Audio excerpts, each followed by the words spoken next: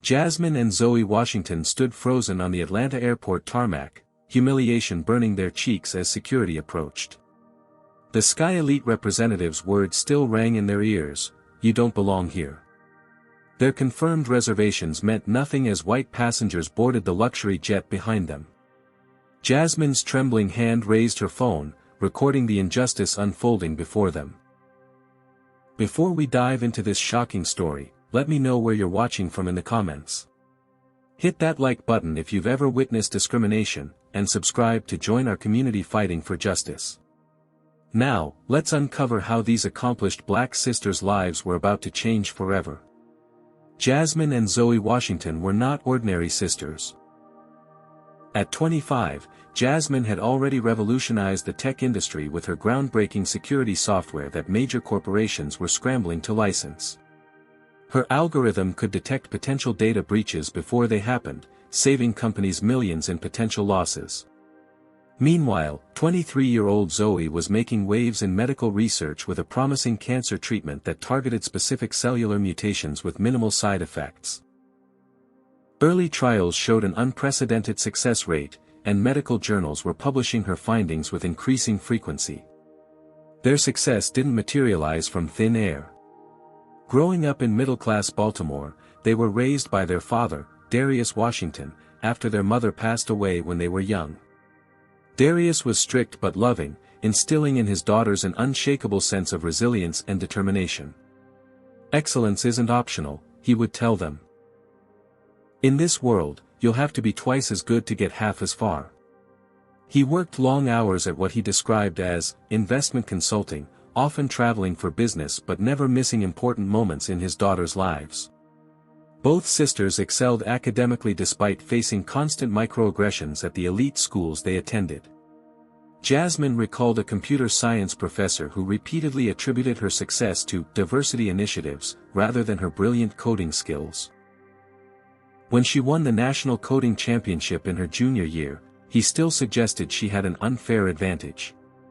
Zoe faced similar skepticism in medical school, with peers questioning whether she truly understood complex research methodologies until her groundbreaking paper was published in the Journal of Experimental Medicine.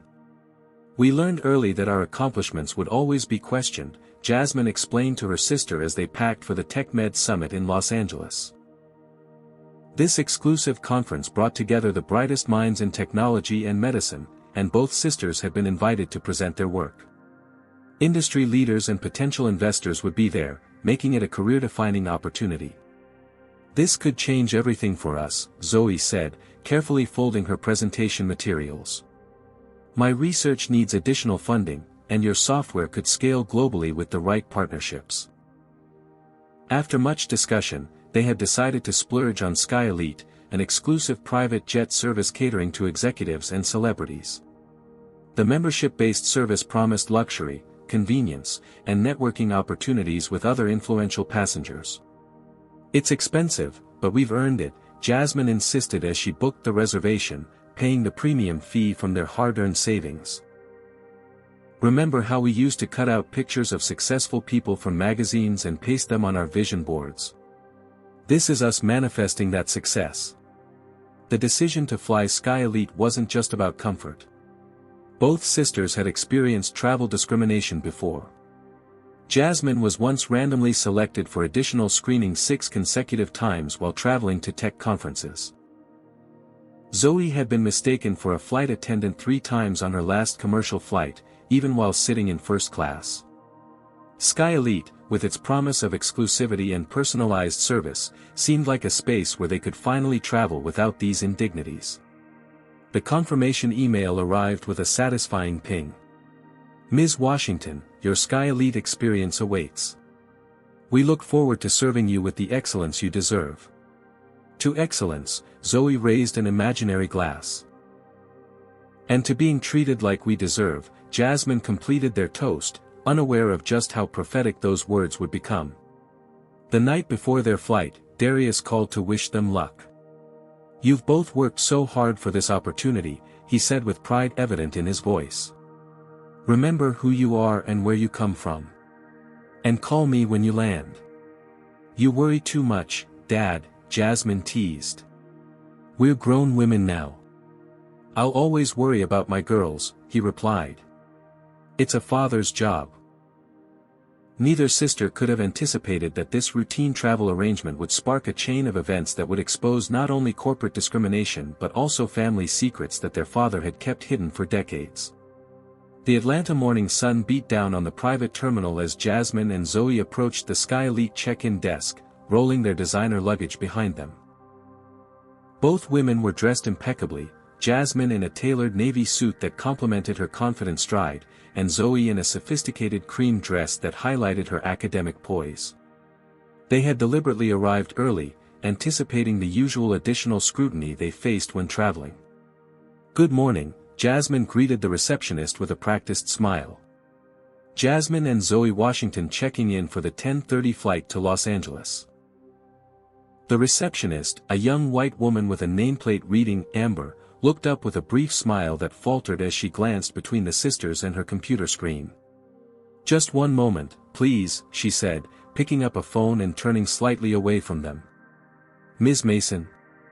I have a situation at check-in that requires your attention." Within minutes, Whitney Mason appeared, a tall, slender woman with a platinum bob and a SkyElite executive badge.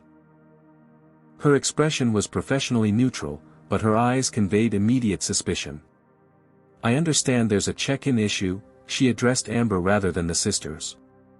"These ladies are attempting to check in for the LA flight," Amber explained, emphasizing "ladies" in a way that made it sound questionable. Whitney turned to them with a tight smile. "May I see your membership credentials and identification?" Jasmine produced their digital confirmation and IDs. "We booked and paid for this flight last month." The confirmation states all requirements were met. Whitney barely glanced at the documents. "Yes, well, there appears to be a verification issue with your membership status. SkyElite is an exclusive membership-based service. We completed the membership application and paid the fee when we booked," Zoe explained calmly, though her heart was racing. "Your system accepted our payment and credentials." By now, other passengers had begun arriving for the same flight, predominantly white executives in expensive suits. Whitney processed them efficiently with warm smiles and personalized greetings. "Mr. Harrison, lovely to see you again. Mr. and Mrs. Campbell, welcome back."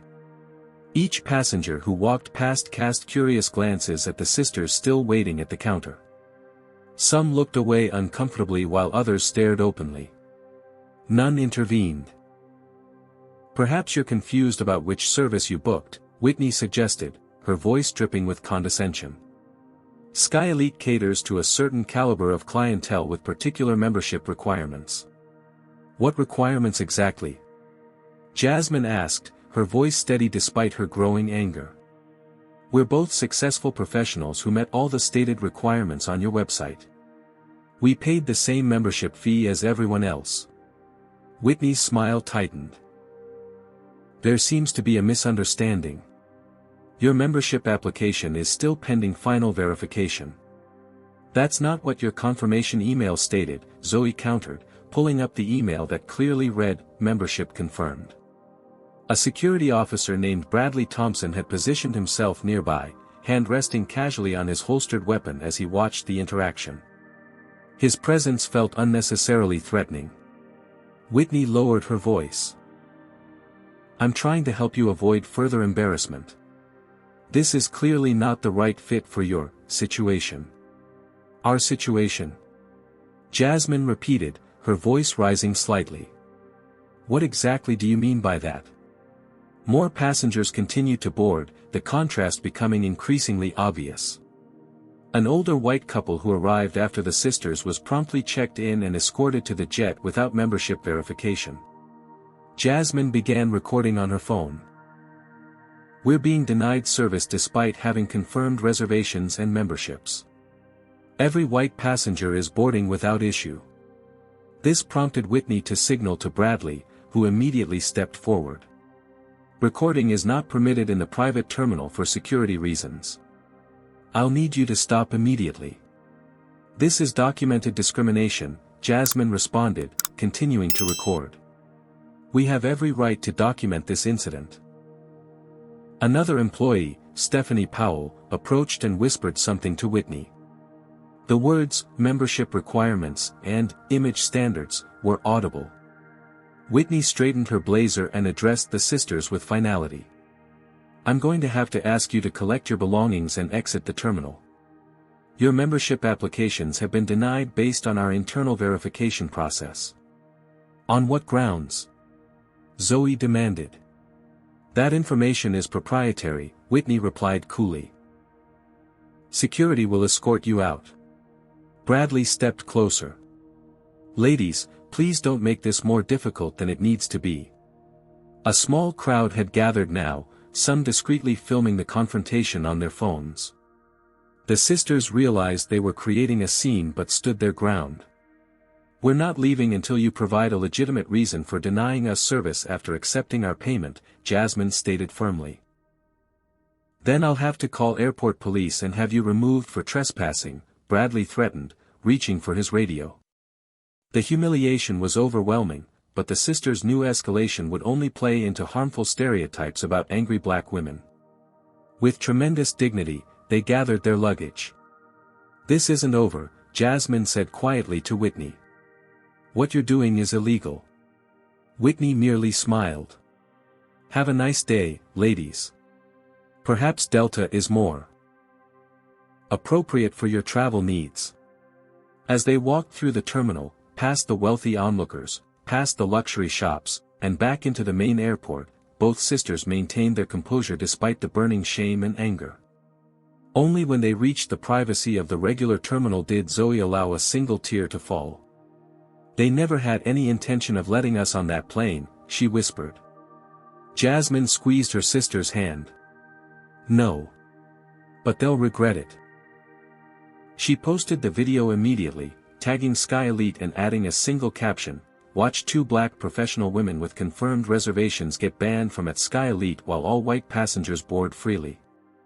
Hashtag traveling while black. Neither sister could have predicted how quickly that post would change everything. Jasmine's phone wouldn't stop buzzing. What had begun as a simple documentation of their discrimination had exploded across social media platforms within hours. By the time the sisters boarded a commercial flight to Los Angeles, after paying exorbitant last-minute fares, the video had already reached 5 million views and was climbing rapidly. It's everywhere, Zoe whispered, scrolling through her own notifications. Civil rights organizations have begun sharing the video, adding context about the broader pattern of discrimination in luxury services. Hashtags like hashtag SkyElite is racist and hashtag flying while black were trending nationally. The comment section under Jasmine's original post had become a battleground. This is exactly what happens to black professionals every day, but usually there's no video. Maybe they didn't meet the actual requirements and are playing the race card. I've used SkyElite for years and witnessed similar incidents. This company has a problem. News outlets have begun reaching out for interviews.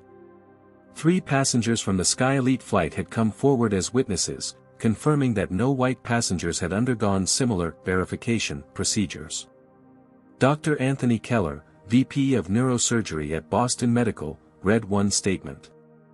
I witnessed these women being denied service while myself and others boarded without additional verification. I regret not speaking up in the moment.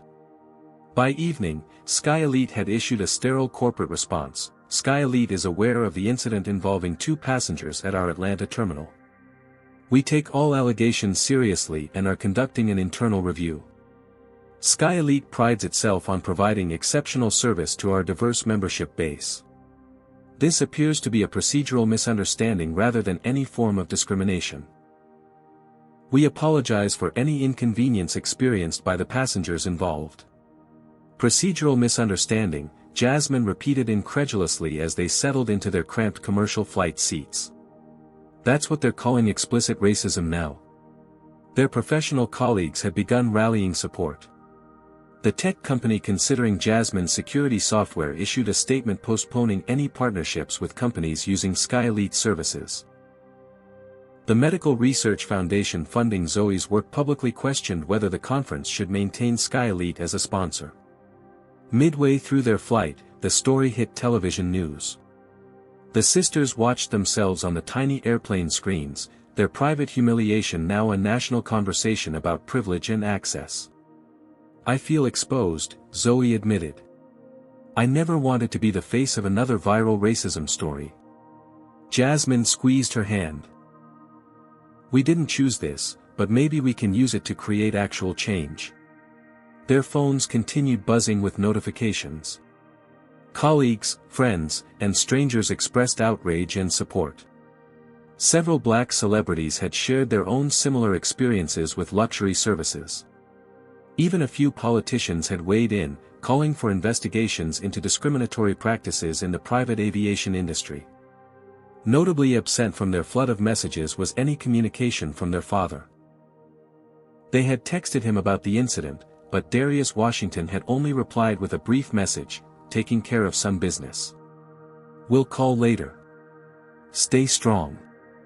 As the pressure mounted, SkyElite CEO Gary Palmer issued a video statement from the company's luxurious headquarters. With practiced concern, he addressed the camera, "At SkyElite, we've built our reputation on excellence and exclusivity. However, exclusivity never means exclusion based on race or background. I personally apologize to Ms. Jasmine and Ms. Zoe Washington for their experience, which does not reflect our values. We are placing the employees involved on administrative leave pending investigation and will implement additional training for all staff.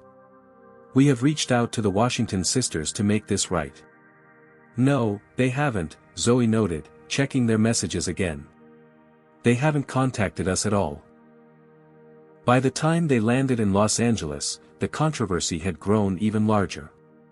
Outside the terminal, several reporters were waiting. The sisters had received a message from civil rights attorney Keith Morris offering to represent them pro bono. The Washington sisters aren't just victims, Morris told a news outlet. They're accomplished professionals who were denied service because of racial profiling. SkyElite's response is inadequate and appears designed to minimize clear discrimination rather than address it. As they checked into their hotel, the front desk clerk recognized them immediately. "We've upgraded you to a suite," she said quietly. "What happened to you was wrong." In their room, they finally had a moment to process the day's events. Zoe collapsed onto the bed, emotionally exhausted. "We still have to present at the conference tomorrow. How are we supposed to focus after all this?" Jasmine sat beside her sister. "That's exactly why we need to be at our best. They didn't just try to keep us off a plane. They tried to keep us out of spaces of power and privilege. Our success is the best response." Their phones buzzed simultaneously with a news alert. Several major companies that had sponsored SkyElite, including Tesla and Goldman Sachs, had issued statements re-evaluating their relationships with the private jet service. SkyElite stock had dropped 8% in after-hours trading. "This is bigger than us now," Jasmine realized. "Do you think Dad has seen the news?" Zoe wondered. "He must have. I don't understand why he's so quiet about this." Neither sister could have predicted that their father's silence concealed the most shocking twist in their already tumultuous journey, one that would fundamentally change not just their fight against SkyElite, but their understanding of their own family history. The TechMed Summit gleamed with opulence as Jasmine and Zoe entered the Los Angeles Convention Center. Crystal chandeliers hung from vaulted ceilings, and sleek digital displays showcased the latest innovations. Under normal circumstances, the sisters would have been exhilarated to be among the elite minds in their fields. Today, they felt the weight of unwanted attention as heads turned and whispers followed them across the marble floor. "The SkyElite sisters," someone murmured as they passed. "I heard they're suing for millions," another voice added. Jasmine straightened her shoulders. "Keep walking. We earned our place here." They approached the registration desk where the attendant's eyes widened in recognition. "Ms. Washington and Dr. Washington. We've been expecting you. Your presentation slots are confirmed for tomorrow morning."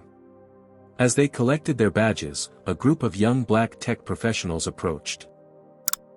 "What you're doing matters," a woman told them quietly. "My company used SkyElite until yesterday. We've cancelled our corporate account." Similar interactions continued as they moved through the conference. Some offered support, others uncomfortable acknowledgement, and a few deliberate avoidance. The controversy had clearly divided the elite professional community. During the opening keynote, they noticed a commotion near the entrance. Gary Palmer, SkyElite CEO, had arrived with a small entourage that included Nathan Reynolds, the company's most visible investor. Palmer spotted the sisters immediately, his practiced smile faltering momentarily before he composed himself and directed his team to seats on the opposite side of the hall. "The audacity," Zoe whispered. During the first coffee break, Jasmine stepped away to respond to emails from her team. When she returned, she found Zoe surrounded by 3 men in expensive suits, including Palmer and Reynolds. "There she is," Palmer said with manufactured warmth as Jasmine approached.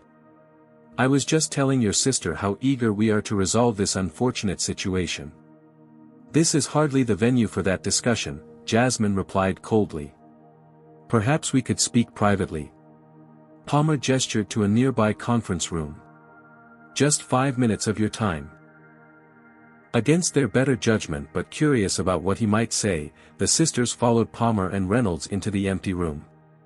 As soon as the door closed, Palmer's demeanor shifted from public contrition to businesslike efficiency.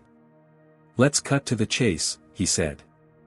"This situation has been blown out of proportion, but we're prepared to make it right.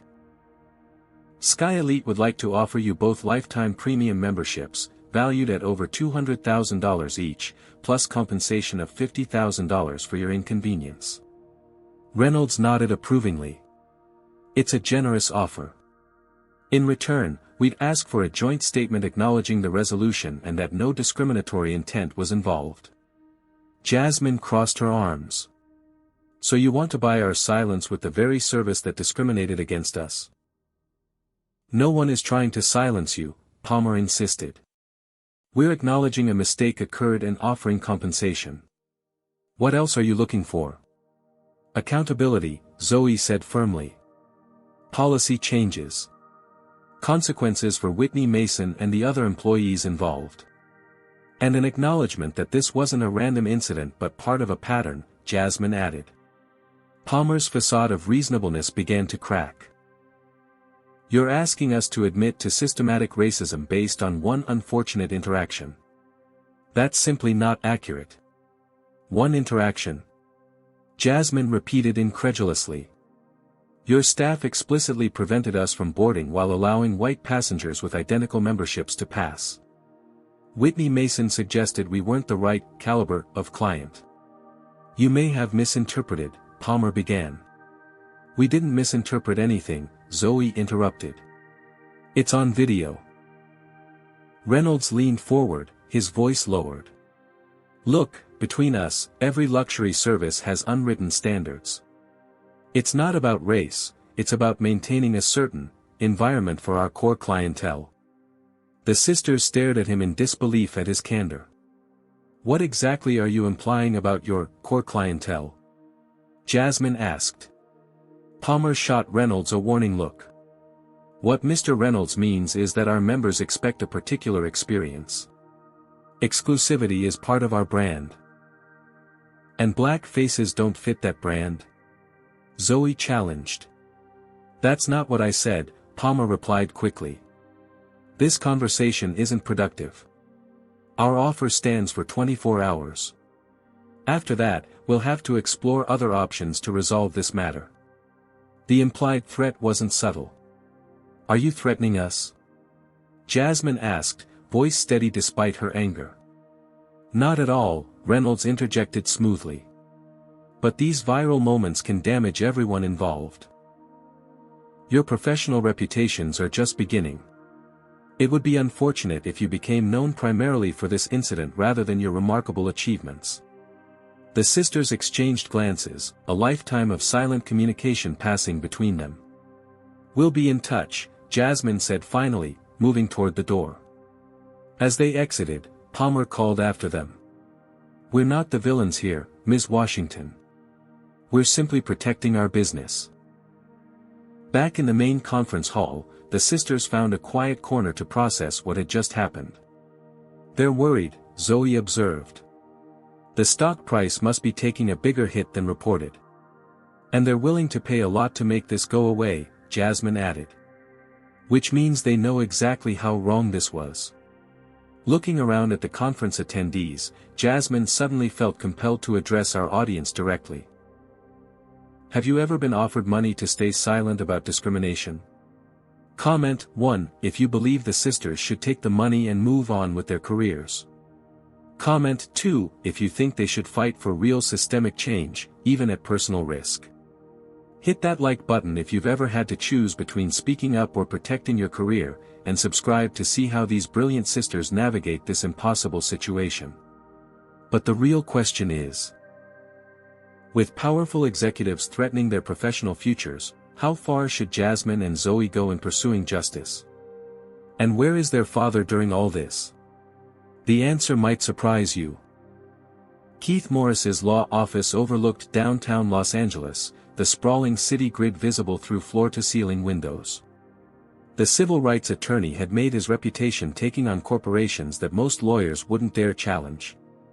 His wall displayed framed newspaper headlines documenting his victories against police departments, hotel chains, and banking institutions for discriminatory practices. SkyElite has a problem, Morris stated, spreading documents across the conference table where Jasmine and Zoe sat. And it's much bigger than what happened to you both. In the 3 days since the incident, Morris had been working tirelessly. His team had located 7 former SkyElite employees willing to speak about the company's practices, and dozens of minority customers who had experienced similar membership verification issues.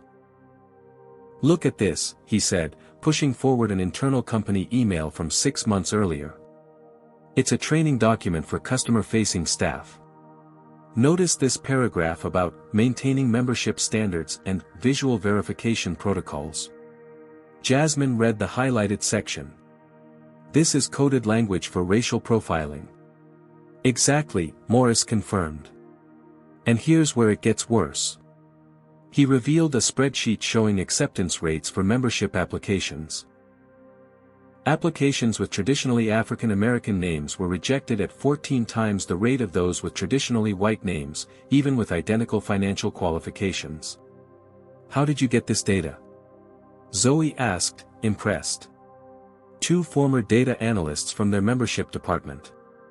They were troubled by the patterns they observed but were shut down when they raised concerns. They kept receipts. One particularly damning testimony came from a former flight attendant named Rachel Torres who had worked for SkyElite for 3 years before quitting. We were trained to provide what they called membership verification assistance whenever certain passengers boarded, her statement read. It was clearly targeted at non-white customers, especially black passengers. Whitney Mason personally instructed us to find reasons to question their membership status. Morris looked up from the documents. Whitney Mason has been placed on administrative leave, but she's already hired her own attorney and is giving interviews claiming she's being scapegoated for following company policies. Indeed, that morning Whitney had appeared on a conservative news program portraying herself as a victim. I'm being vilified for doing my job, she had insisted. SkyElite has specific membership guidelines that I was trained to enforce consistently. This isn't about race, it's about meeting established standards. Meanwhile, Jasmine had been putting her tech skills to work. I analyzed their booking algorithm using data from our case and others, she explained, pulling up her laptop. Look at these patterns. The system automatically flags certain combinations of names, addresses, and professional backgrounds for additional verification, even when all membership requirements are met. That's algorithmic discrimination, Morris noted. Harder to prove but devastating in effect. The sisters' professional communities had continued rallying around them. Zoe's medical research colleagues had started a petition demanding that next year's TechMed Summit drop SkyElite as a sponsor. Over 300 doctors and researchers had already signed, representing billions in research funding and institutional influence. The pressure is building, Morris acknowledged. But SkyElite is fighting back hard. That afternoon, Gary Palmer had appeared on CNBC defending his company. SkyElite offers an exclusive experience for discerning clients, he had explained smoothly. Our membership standards are based entirely on financial qualifications and professional standing. We've served prominent individuals from all backgrounds, and any suggestion of systematic discrimination is simply false. When pressed about the Washington sisters incident, Palmer had pivoted. We've extended a generous offer to resolve this misunderstanding, which has unfortunately been rejected. At some point, one must question whether certain parties are more interested in publicity than resolution. The insinuation was clear, and it stung. They're trying to paint us as opportunists, Jasmine observed bitterly. Standard playbook, Morris confirmed. When the facts aren't on their side, they attack the victim's motives. Throughout all this, one question continued to puzzle the sisters, their father's unusual silence. They had expected Darius Washington to be their fiercest advocate. Instead, he had been uncharacteristically distant, responding to their messages with brief texts claiming he was handling some business matters that required his attention. It's not like Dad to stay silent when we're facing injustice, Zoe confided to Morris. He raised us to stand up for ourselves. People respond to crisis differently, Morris suggested. He may be processing his own emotions about seeing his daughter subjected to such treatment.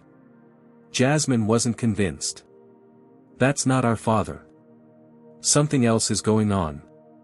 That evening, as the sisters returned to their hotel, the front desk informed them that a package had arrived. Inside the manila envelope, they found printed documents, internal SkyElite memos dating back 5 years, board meeting minutes, and financial records. A simple note was attached, "Keep fighting. More coming." A friend, someone inside SkyElite is helping us, Zoe realized. Jasmine examined the documents closely.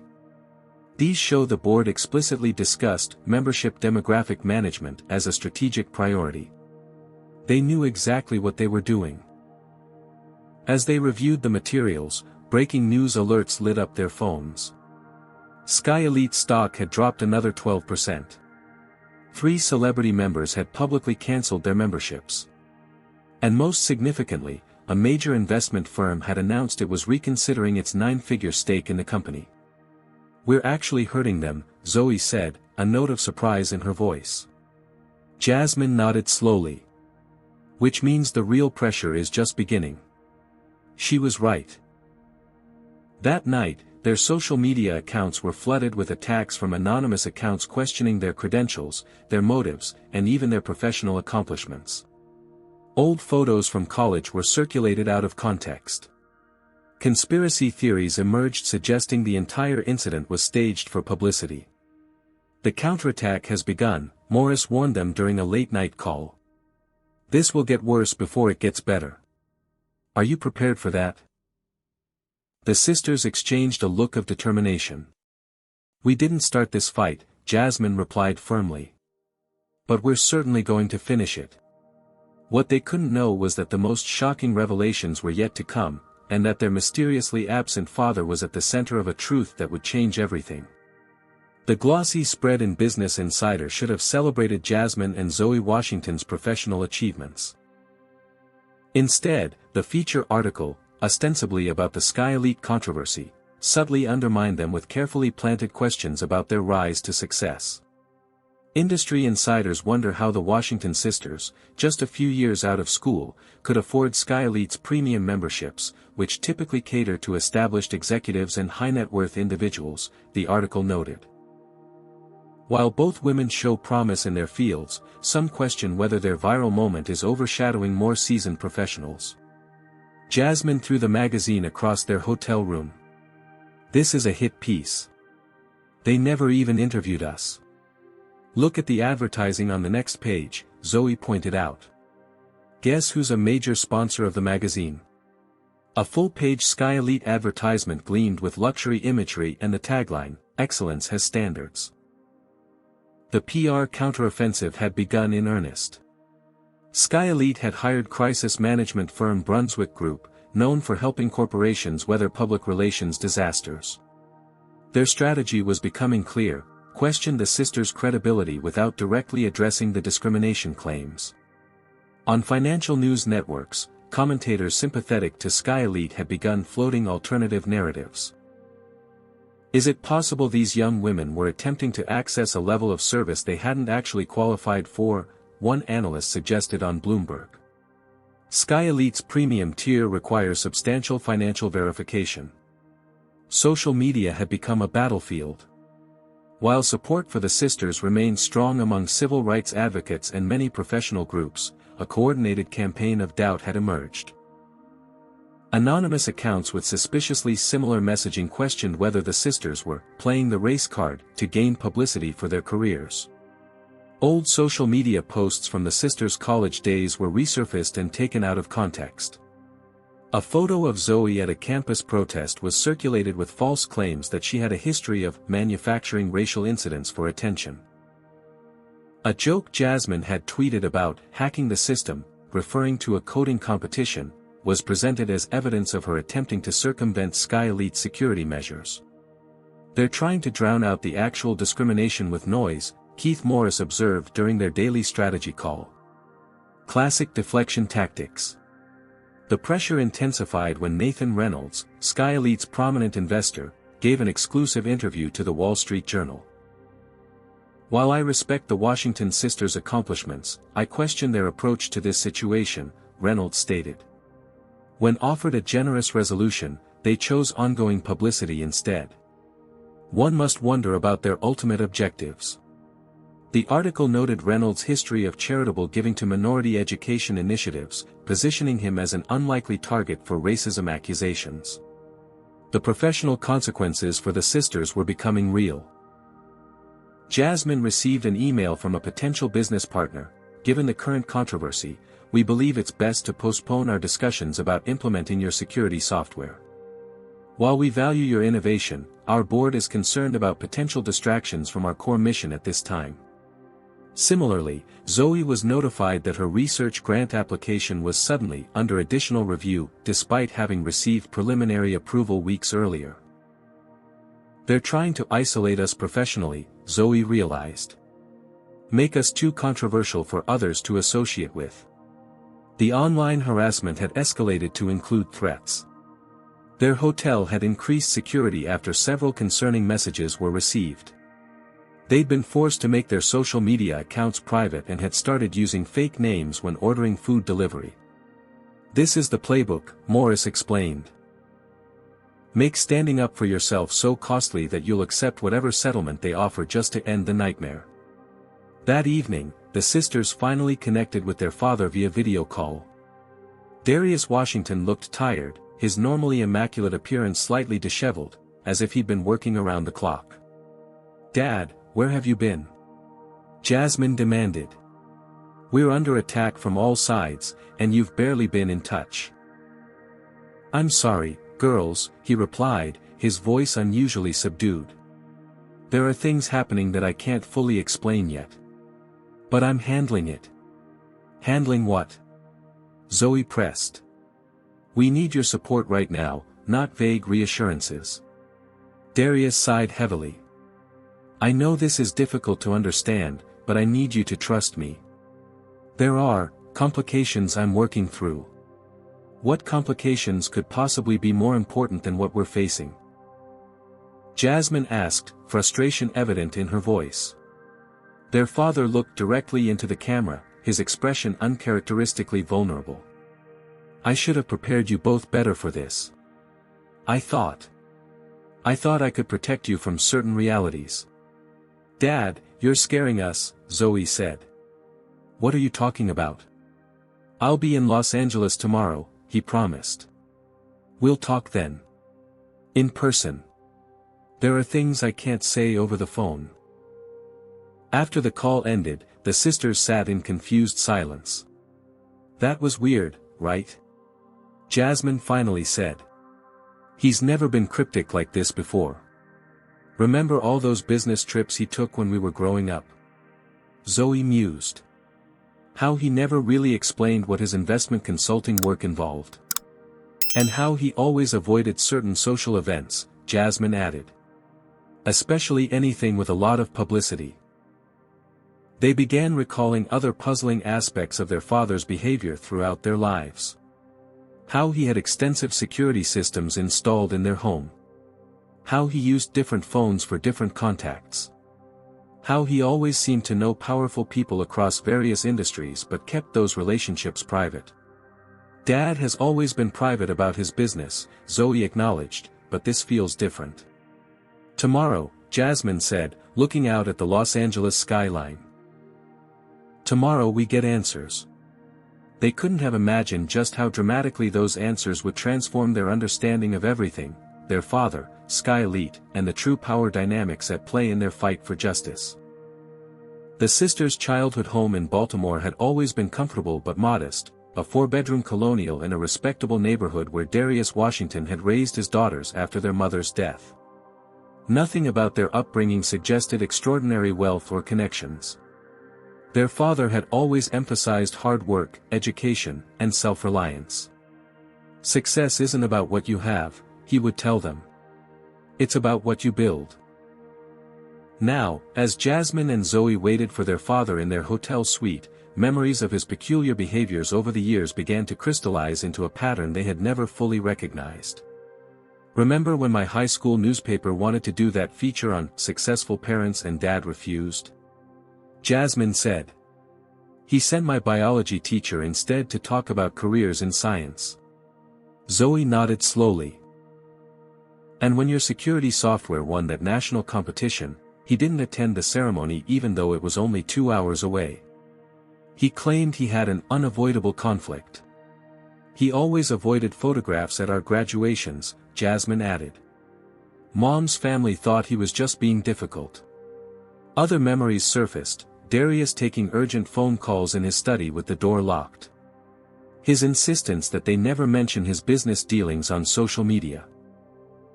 The sophisticated security system in their modest home that seemed excessive for their neighborhood. His extensive international travel that he described only in the vaguest terms. He has 3 different passports, Zoe remembered suddenly. I found them once when I was looking for a stapler in his desk.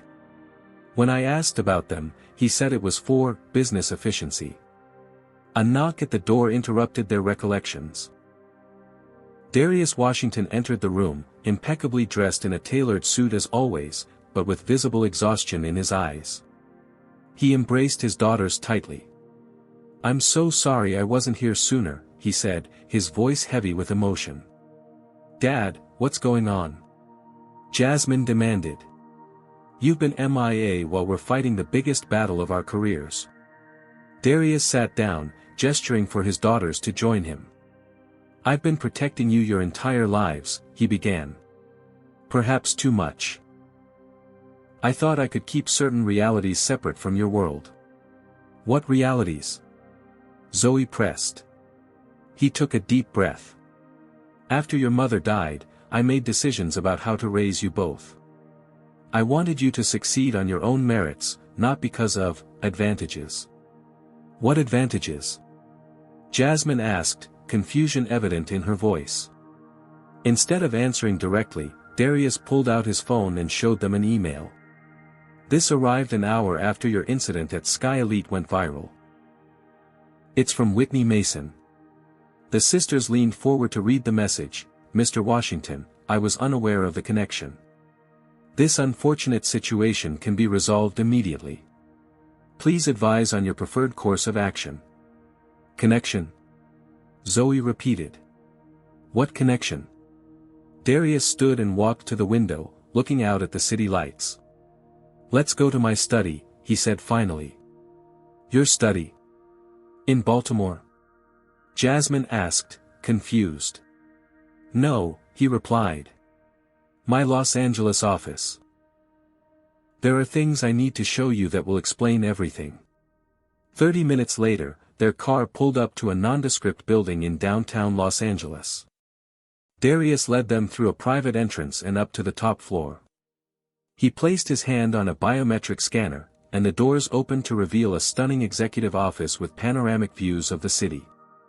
The sisters stood in shock, taking in the space that clearly belonged to someone with significant power and wealth. The walls displayed photographs of Darius with former presidents, global business leaders, and celebrities, images they had never seen before. "Dad, what is this?" Jasmine asked, her voice barely above a whisper. Darius gestured to a seating area where documents were already arranged on a coffee table. "For the past 30 years, I've operated primarily through shell corporations and holding companies. My identity as an investor and board member has been kept private through legal structures and confidentiality agreements." He handed them a folder containing financial statements, corporate registration documents, and board minutes. "I control investment portfolios worth over $11 billion, he continued, his voice matter-of-fact. "I sit on the boards of 7 Fortune 500 companies, though usually through representatives. I've structured my affairs this way intentionally, to operate effectively in spaces where black executives are still too often marginalized or tokenized." Zoe flipped through the documents, her hands trembling. "This doesn't make sense. We grew up middle class. You made us work summer jobs. I took out student loans for medical school, which you've paid off through your own hard work," Darius noted. "Everything you've both achieved has been through your own merit and determination. That was crucial to me." "Why?" Jasmine demanded. "Why the secrecy? Why let us believe we were just a regular family?" Darius sat heavily in a leather chair. "When your mother died, I made a promise to her. That you would both grow up to be strong, independent women who knew their own worth wasn't tied to money or connections." His voice caught. "I wanted you to navigate the world as it is for most black professionals, to develop the resilience and determination that success requires when you don't have advantages. So you lied to us," Jasmine said flatly. "I protected you from a different kind of burden," he countered. "Children who grow up with extreme privilege often lose their way. I've seen it destroy families." Zoe was still examining the documents. "There's something about SkyElite here," she said suddenly, pulling out a particular folder. Darius nodded slowly. "That's why I've been preoccupied since your incident. I needed to verify some information before I revealed this to you." The sisters leaned forward as he continued. 20 years ago, I provided the initial capital investment for what would become SkyElite. I own 48% of the company through a series of shell corporations. When the company went public 5 years ago, I remained a silent partner by choice, allowing Gary Palmer to be the public face while I maintained control through board proxies. The revelation hit the sisters like a physical blow. "You own SkyElite?" Jasmine repeated, struggling to process this information. "You're telling us we were discriminated against by a company that you partially own?" Zoe added, her voice rising in disbelief. Darius nodded gravely. "The irony isn't lost on me. When I stepped back from active management to raise you both, I put governance structures in place that I believed would maintain the company's integrity. Clearly, those structures have failed." "Failed?" Jasmine exclaimed. "They've been systematically discriminating against black customers. While you've been what, collecting dividends?" "I've been gathering evidence," Darius corrected, sliding another folder across the table. "For the past 3 years, I've had concerns about operational changes under Palmer's leadership. I've been quietly documenting patterns of discrimination through an independent investigation team. Your incident was the final confirmation I needed." The folder contained hundreds of pages of testimonials, data analysis, and internal communications documenting a clear pattern of discriminatory practices. "Why didn't you stop it sooner?" Zoe asked, her voice quiet but intense. "Corporate governance is complex," he explained. "As a silent partner, even with significant ownership, I needed irrefutable evidence before I could force board action. Palmer has powerful allies and a public reputation that would make accusations without overwhelming proof seem like a power play on my part. Jasmine stood up, pacing the room as she processed this revelation. So what happens now? Darius checked his watch. Now, we end this. I've called an emergency board meeting for tomorrow morning. Palmer, Reynolds, and the entire executive team will be there. They don't yet know what's coming. He looked at his daughters with a mixture of regret and pride. I should have prepared you better for this world. I thought I was protecting you by keeping my position private. Instead, I left you vulnerable. Zoe shook her head, still struggling to reconcile their middle-class upbringing with this revelation of extraordinary wealth and power. All these years. I need to ask you both something important, Darius said, leaning forward. What do you want to happen tomorrow? This is your fight too, perhaps more than mine. The sisters looked at each other, a lifetime of silent communication passing between them. Justice, Jasmine said simply. Real accountability, not just a PR response. And change, Zoe added. Systemic change that ensures this doesn't happen to anyone else. Darius nodded, reaching for his phone. Then it's time to make some calls. Tomorrow will be illuminating for SkyElite's leadership. As he stepped away to initiate what would become a seismic corporate earthquake, the sisters were left to grapple with their transformed understanding of their father, their family history, and their own place in a world that suddenly looked very different. The SkyElite corporate headquarters in downtown Los Angeles projected power through its architecture, a gleaming 50-story tower of glass and steel with the company's distinctive wing logo illuminated at its crown.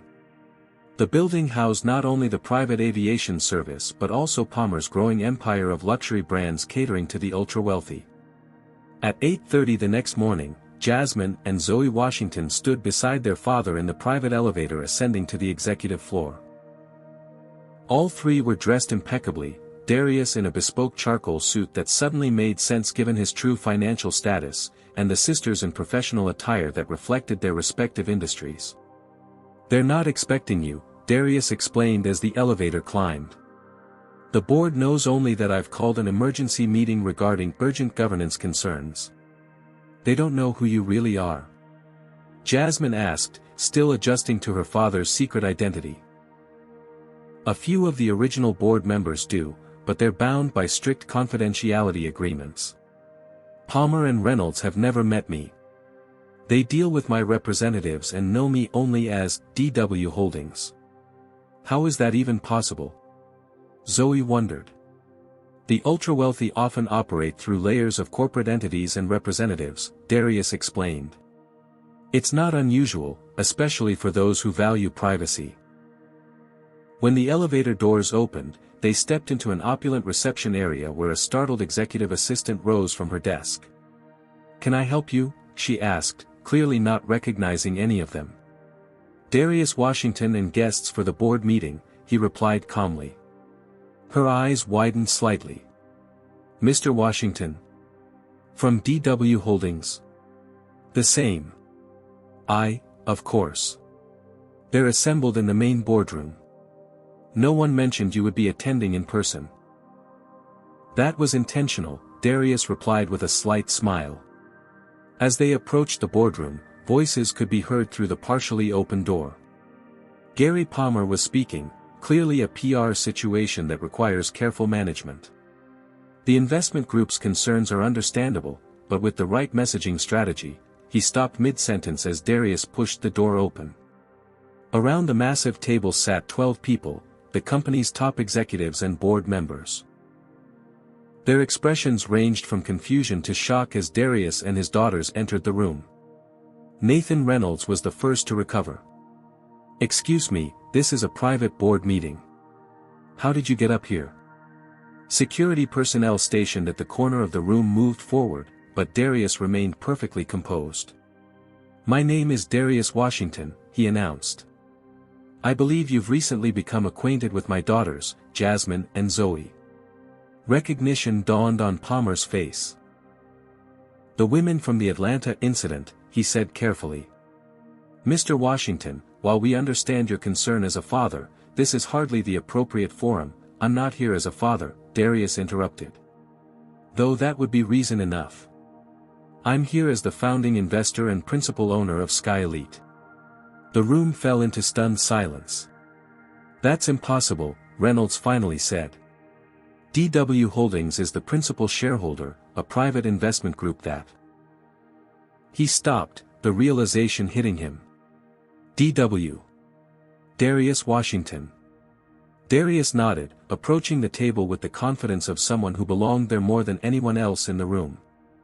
For 20 years, I've remained a silent partner in this company. That silence ends today. He placed a leather portfolio on the table and opened it to reveal legal documents.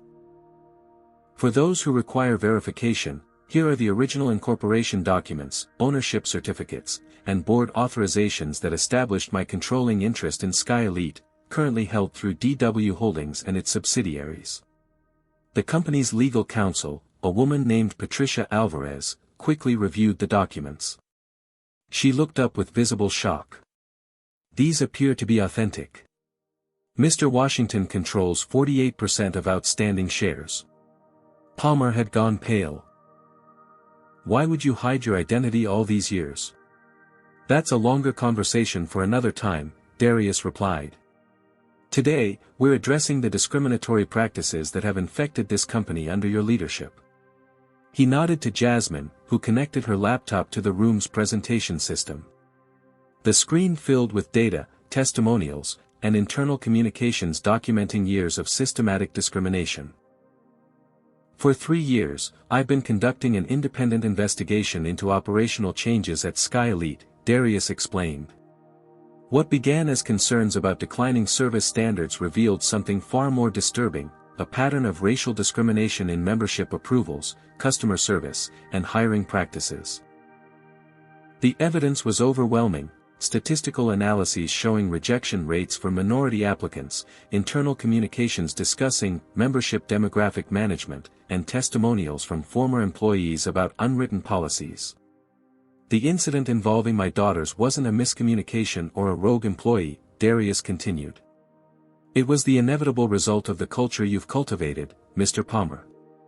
Palmer's shock had given way to calculation. Even if these allegations have merit, as CEO I've never directed or condoned discrimination. Individual employees may have, your digital footprint suggests otherwise, Jasmine interrupted, advancing to a slide showing Palmer's emails discussing the need to maintain the company's exclusive image through careful membership curation. We have copies of directives from your office establishing the additional verification protocols that disproportionately target minority customers, Zoe added. Including the specific protocol used against us in Atlanta. Reynolds attempted to regain control of the situation. This is all very dramatic, but surely we can discuss this like business professionals. Whatever concerns you have can be addressed through proper channels. Like the proper channels my daughters attempted to use when they were discriminated against. Darius asked coldly. Or the proper channels that former employees tried to use when they raised concerns about these practices. He turned to address the entire board. I stepped back from active management of SkyElite to raise my daughters after their mother died. I wanted them to succeed on their own merits, without the advantages of my position. In doing so, I placed my trust in governance structures that have clearly failed. Palmer seemed to realize the severity of his situation. What exactly are you proposing, Mr. Washington? Immediate leadership changes, Darius replied without hesitation. Your resignation, effective immediately. The termination of Whitney Mason and any executive who implemented or defended discriminatory practices. A complete overhaul of membership policies and employee training. And financial restitution to customers who experienced discrimination. You can't just walk in here and demand, Reynolds began. I'm not demanding, Darius cut him off. I'm informing you of decisions that have already been made. As controlling shareholder, I've called this meeting to implement these changes, not to debate them. He turned to the company secretary. Please record that the board is now considering a vote of no confidence in the current CEO and executive leadership team. The gravity of the situation settled over the room. Several board members who had remained silent now looked between Palmer and Darius, clearly calculating where their interests lay. Before we proceed, Darius continued, I should mention that the independent investigation materials have been shared with the Civil Rights Division of the Justice Department, the Equal Employment Opportunity Commission, and several state attorneys general. Their investigations will proceed regardless of our actions today. Palmer's facade finally cracked. You would destroy your own company to make a point. I would transform a company that has lost its way, Darius corrected him. SkyElite was founded to provide exceptional service to successful individuals regardless of background. That vision will be restored. He turned to his daughters, pride evident in his expression. And to ensure that transformation happens correctly, I'm appointing new leadership that understands both excellence and equality are possible simultaneously. As the board meeting continued into a session that would fundamentally reshape SkyElite's future, the Washington family had done more than expose discrimination. They had demonstrated that true power comes not just from wealth or position, but from the courage to use it for justice. 1 month after the explosive board meeting, Jasmine Washington stood at the podium in SkyElite's newly renovated terminal at Los Angeles International Airport. Camera flashes illuminated the space as journalists, industry leaders, and civil rights advocates gathered for what had been billed as a major corporate transformation announcement. Good morning, Jasmine began, her voice steady and confident. Today marks not just a new chapter for SkyElite, but what we hope will be a turning point for corporate America's approach to diversity and inclusion. Behind her stood Zoe and Darius, along with Keith Morris and a diverse group of new SkyElite executives. Notably absent were Gary Palmer, Nathan Reynolds, and Whitney Mason, all of whom had departed the company under various legal clouds. The past month had been a whirlwind of activity following the emergency board meeting. Palmer had resigned rather than face termination, though his departure package had been significantly reduced after evidence emerged that he had been aware of and approved the discriminatory practices. Whitney Mason had been fired outright and now faced a separate civil lawsuit from former employees who had experienced retaliation after raising concerns about discrimination. Reynolds had been forced to step down from the board, his reputation tarnished by leaked comments about maintaining SkyElite's demographic balance. When my sister and I were denied service on a SkyElite jet in Atlanta, we experienced what countless others had faced before us, Jasmine continued. The difference was that we captured it on video, and we refused to accept the explanation that it was simply a misunderstanding. She outlined the dramatic changes implemented over the past month, a complete overhaul of membership policies to ensure objective criteria were applied equally, mandatory anti-discrimination training for all staff, the establishment of a diverse oversight committee with real authority, and financial settlements for customers who had experienced similar discrimination. But perhaps the most significant change, she said, is in leadership. I'm honored to announce that the board has appointed me as the new Chief Executive Officer of SkyElite, with a mandate to transform not just our policies but our entire corporate culture. The announcement generated a fresh round of camera flashes and murmured reactions throughout the crowd. My appointment is not about replacing one form of privilege with another, Jasmine clarified. It's about bringing both technical expertise and lived experience to create a truly inclusive luxury brand. Excellence and equality are not contradictory values, they're complementary. She then introduced Zoe, who stepped forward to the podium. As the new head of SkyElite's Corporate Social Responsibility Division, I'm proud to announce the launch of the Elevation Scholarship Program, Zoe stated. This initiative will provide $50 million in funding over the next 5 years to support minority students pursuing careers in aviation, technology, and medical research. The program would be funded directly from company profits, ensuring its sustainability regardless of economic conditions. The first cohort of 50 scholars had already been selected, with several in attendance at the event. As Zoe stepped back, Darius Washington approached the microphone. His public role as SkyElite's founding investor had generated significant media attention, though he had largely deflected personal questions to focus on the company's transformation. 20 years ago, I founded this company with a vision of exceptional service for all who earned it, regardless of background, he explained. Somewhere along the way, that vision was corrupted. Today, we're not just correcting course, we're setting a new standard for how corporations can address systemic discrimination when it's discovered within their ranks. He looked toward his daughters with visible pride. The true measure of leadership isn't found in maintaining comfortable systems of privilege, but in having the courage to transform them when they fail to reflect our highest values.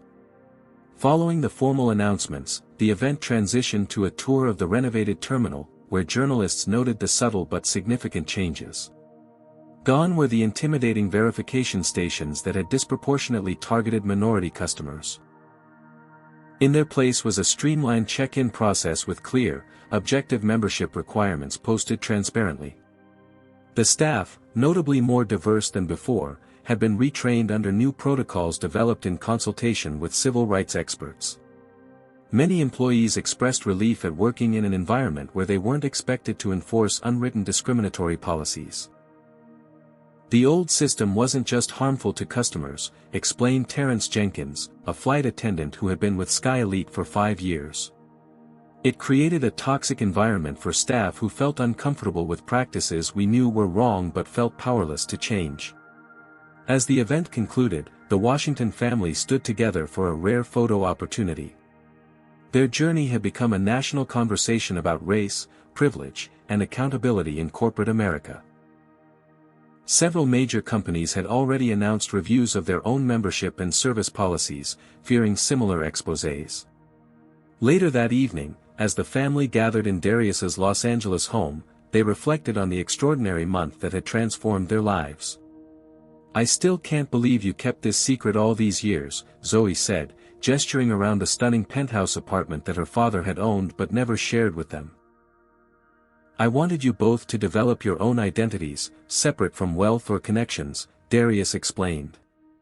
"But I've realized that concealing privilege isn't the same as using it responsibly." Jasmine nodded thoughtfully. "The question now is how we use this platform. We've changed one company, but the problem is systemic. Which is why your positions are so important," Darius noted. "You're not just executives, you're symbols of possibility for others facing similar barriers."